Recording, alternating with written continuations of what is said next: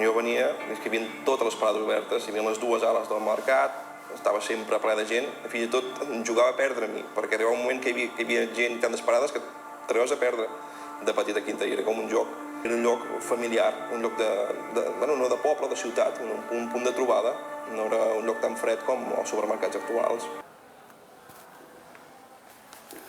La campaña que habéis hecho desde Justicia Alimentaria, la de recuperemos los mercados, ¿no? Que nos den aquello que es nuestro, yo pondría en valor, desde Bergara, yo pondría en valor el proceso que hemos llevado a cabo durante estos años. Y nos han tocado, la verdad que hemos tenido mucha suerte, porque nos ha tocado en Bergara que hemos tenido unos productores muy concienciados y comprometidos con el proyecto, que han estado a lo largo de estos últimos 3 años trabajando en ello.